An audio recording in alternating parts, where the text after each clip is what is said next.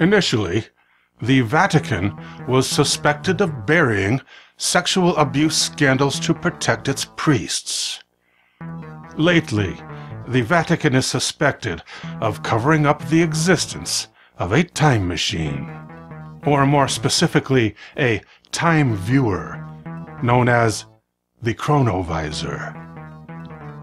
The machine has an interface like a television screen, which can be used to observe and record scenes from Earth's history. Some of these scenes could be used to blackmail leaders of government.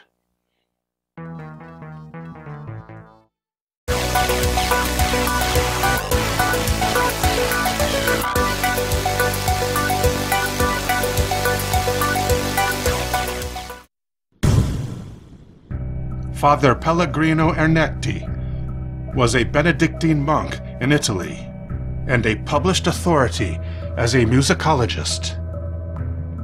In 1965, he was working at the Catholic University of Milan, transferring wire recordings of Gregorian chants to the modern medium of magnetic tape. The university archivist, Father Agostino Gemelli, was checking the quality of the tape transfer when he heard the voice of his deceased father on the tail end of one recording. Gemelli's father was not attempting to contact his son from the spirit world. He was arguing with another man about the price of shoe wax. Gemelli's father had been a cobbler.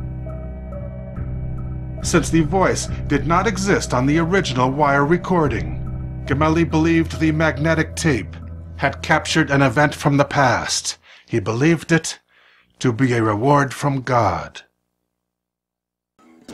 Father Ernetti, on the other hand, believed this phenomena just might be scientifically reproducible. He petitioned his bishop to assemble a team of scientists to explore the possibility of fabricating a time recorder. Normally, the bishop would not have bothered to consider the fruits of science over the truth of the Bible, but Ernetti was prepared for this objection. Ernetti made a promise to the bishop that his only goal was to obtain an audio recording at the scene of the crucifixion of Jesus Christ. The deep coffers of the Vatican were used in funding a secret project, tasking some of the most eminent scientists of the age. According to Father Ernetti, this included Werner von Braun, the German rocket engineer who defected to the United States, and J. Robert Oppenheimer, the father of the atomic bomb. The scientific team discovered that sounds and images of past events left a permanent record behind in the residual form of electromagnetic radiation. A device was built to register, amplify, and display the source of these invisible waves. They called it the Chronovisor. The first test was a visual journey of only 150 years into history.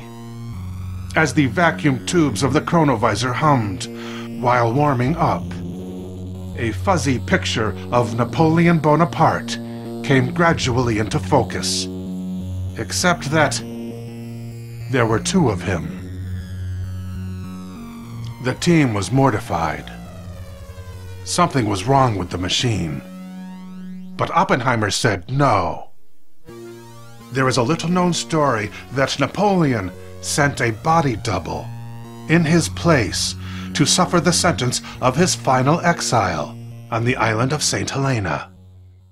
Now, he said, we know for sure the story is true. When these scientists were done experimenting for the day, Father Ernetti would be allowed to use the Chronovisor freely. He wanted to see and hear musical instruments of old in the process of being played.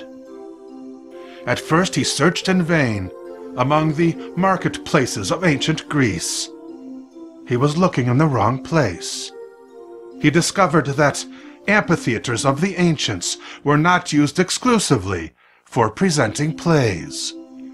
They were also the preferred venue for musical concerts.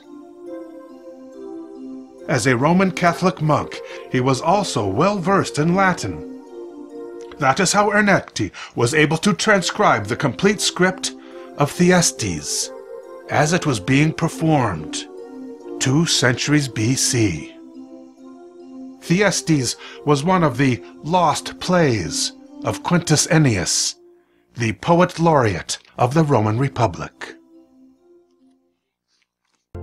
Father Ernetti also kept his promise to the bishop. In 1969, the same year celebrated for man landing on the moon, the Chronovisor was used to document in the backwaters of the Roman Empire an event almost 2,000 years past, of the crucifixion of a man sentenced to death by the governor of Judea.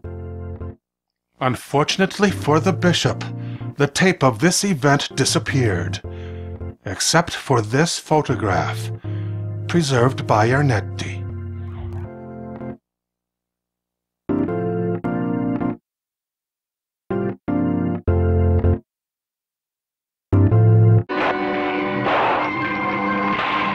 The power cutter! Wait a minute, look!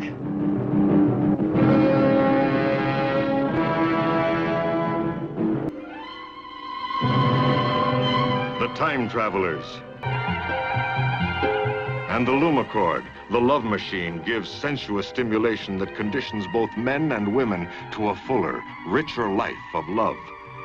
In the year 2071, scientific superbrains manufacture almost human robots. Whole armies of androids that fight off the feared mutants.